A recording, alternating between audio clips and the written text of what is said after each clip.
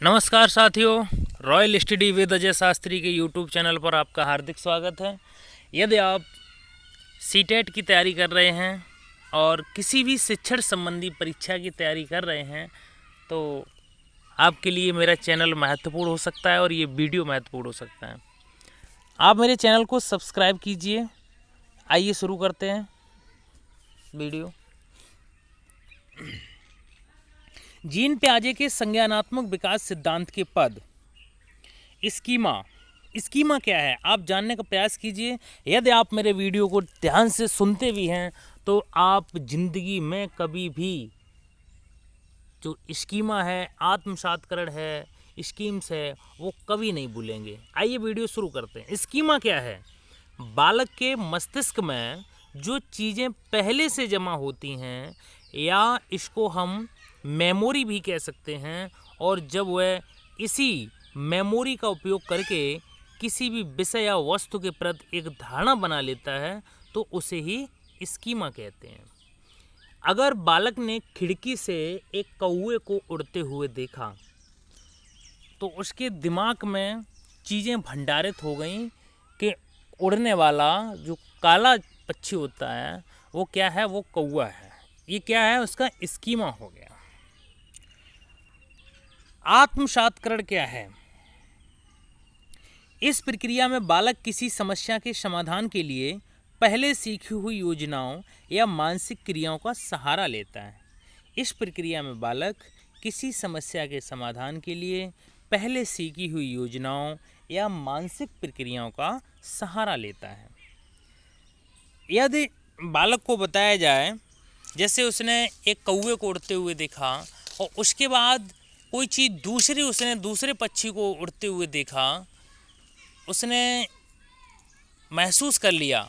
आत्मसात्करण का मतलब ही है कि आत्मा से किसी साक्षात्कार को या किसी भी साक्षात चीज़ को आत्मा से पहचान लेना, साक्षात चीज़ को आत्मा से पहचान लेना ही साक्षात्कार या आत्मसात्करण कहलाता है। तो बालक ने स्कीमा में उसकी पहले से ही बुद्धि भंडारित थी, उसने चीज़ को देखा, उसी के आधार पर उसने दूसरी चीज़ को समझ लिया।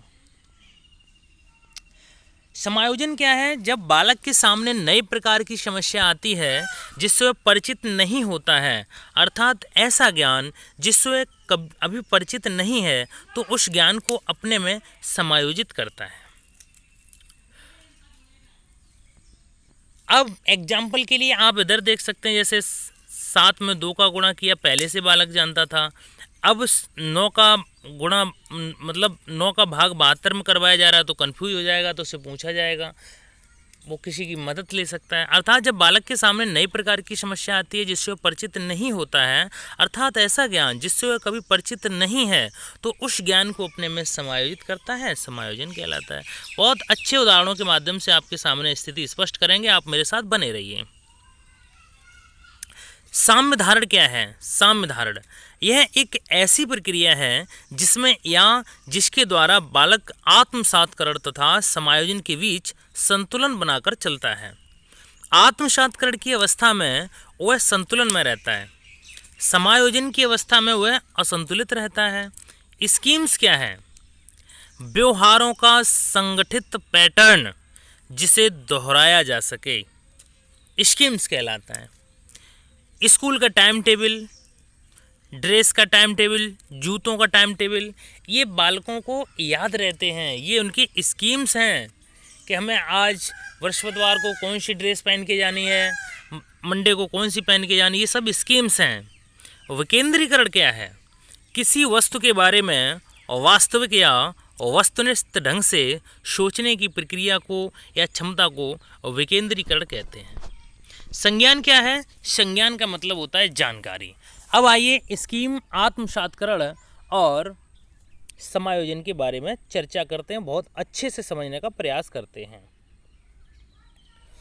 तो बालक घर पे अपने रोटी खाता है तो यह इसका स्कीमा है, उसने अच्छे से महसूस कर लिया है कि हमें रोटी खानी है, तो रोटी क्या है, उसका स्कीमा है, उसकी बुद्धि में चीज़ें भंडारित हैं पहले से ही कि स्कीमा क्या है, कि रोटी स्कीमा है। अब वह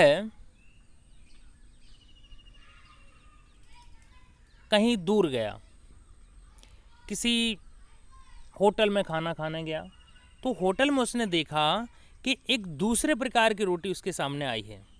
आप देख सकते हैं वीडियो में, अभी तक क्या था कि जो घर की बनी हुई रोटी थी वो जान गया था ये रोटी है हम जिससे खाते हैं। उसके बाद तंदूरी रोटी उसे मिलती है। तंदूरी रोटी जब वो देखता है, उसके खाने के लिए जब प्लेट में आती तो वो समझ लेता है, आत्मसात कर लेता है कि यह रोटी है, हमें खानी है। हालांकि इसका आकार दूसरा है, रंग दूसरा है, लेकिन क्या है कि वो रोटी है। उसने आत्मसात्कार कर लिया।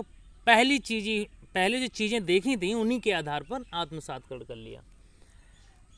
उसके बाद उसके दोस्तों ने उसे पार्टी दी है, छोटे दोस्तों ने। तब वो बालक जाता है तो यहाँ पे वो इस चीज़ को देखता है जिसे पिज़्ज़ा बोलते हैं। यहाँ पर वो कंफ्यूज हो जाता है, तो वह अपने पापा से या साथियों से पूछता है कि यह क्या है। तो उसे बताया जाता है कि यह भी एक रोटी के टाइप का पिज़्ज़ा है। अब क्या है कि उसने दूसरों से पूछने के साथ ही समायोजन कर लिया है। अर्थात हम कह सकते हैं कि स्कीमा एक भंडारित संरचना है। आत्मसात्करण पिछली जो स्कीमा के आधार पर दूसरी चीज़ों की पहचान करना है। और समायोजन क्या है कि समायोजन में बालक के सामने एक समस्या आती है और वह समस्या दूसरे के माध्यम से सॉल्व हो जाती है, जिससे बालक समायोजन कर लेता है। आइए और एग्जाम्पल के माध्यम से देखते हैं। बालक ने एक गाय देखी जो सफ़ेद थी। बालक ने अपने माइंड में, अपने मस्तिष्क में चीज़ें इकट्ठी कर ली, भंडारित कर ली कि जिनके 4 पैर होते हैं और एक पूँछ होती है, सींग होते हैं, वह एक जानवर है। तो जानवर सफ़ेद होता है। उसने सिर्फ गाय को देखा था। गाय को देखने के बाद उसने एक बार भैंस को देखा। जब उसने गाय को देखा तो उसने महसूस किया कि गाय क्या है, गाय सफ़ेद होती है। अब उसे गाय के साथ भैंस देखने को मिली तो उसने महसूस किया कि इसके 4 पैर होते हैं, तो भैंस भी हो सकती है जानवर ही। उसने आत्मसात्करण कर लिया भैंस को देखकर।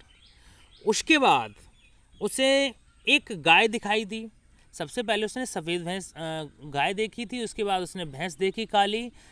जो स्कीमा था उसका, जो स्मृतियाँ भंडारित थी, वो स्कीमा में उसने देखा था कि गाय सफ़ेद होती है। उसके बाद उसने महसूस किया कि गाय, वो भैंस भी काली हो सकती है। अब उसने एक अजीब गाय को देखा जो काली और सफ़ेद दोनों रंग की थी।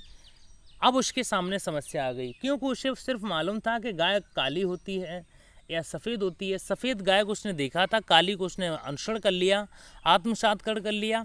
उसके बाद जब उसे 2 रंग की गाय दिखाई दी तो उसने दूसरों का सहारा लिया। उसने माँ से पूछा कि माँ ये गाय है, क्या है? तो उन्होंने बताया कि ये भी एक गाय है, लेकिन क्या है कि काली भी हो सकती है और सफ़ेद भी हो सकती है, 2 रंग की भी हो सकती है। तो उसने इस चीज़ का समायोजन कर लिया। बालक ने एक कौवे को देखा। उसकी स्मृतियाँ भंडारित थीं। उसे पता था कि जो काला होता है वह कौवा होता है और वह पक्षी होता है, वह उड़ता है। उसके बाद उसने एक तोते को देखा तो उसने महसूस किया कि ये उड़ता है तो पक्षी है। हो सकता है कि तोते का रंग, मतलब पक्षी का रंग हरा भी हो सकता है। तो उसने आत्मसात्करण कर लिया पिछली स्मृतियों के आधार पर। उसके बाद उसने एक हवाई जहाज़ को उड़ते हुए देखा।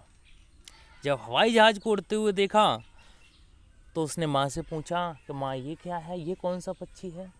तो माँ ने बताया कि पक्षी नहीं है, हवाई जहाज़ भी उड़ सकते हैं, हेलीकॉप्टर भी उड़ सकते हैं, विमान भी उड़ सकते हैं, रॉकेट भी उड़ सकते हैं। तो उसने क्या किया, पुरानी जो स्कीमा के आधार पर, तो जो कौवा के आधार पर उसने जाना था पक्षी होता है, उसके बाद आत्मसात करके उसने तोते को देखा। अब उसने हवाई जहाज़ को देखकर महसूस कर लिया कि और भी चीज़ें उड़ सकती हैं पक्षी के अतिरिक्त, तो वह उसका समायोजन हो गया। उम्मीद है आपको मेरा वीडियो बहुत पसंद आया होगा। यदि पसंद आया है तो लाइक, सब्सक्राइब और शेयर ज़रूर कीजिए।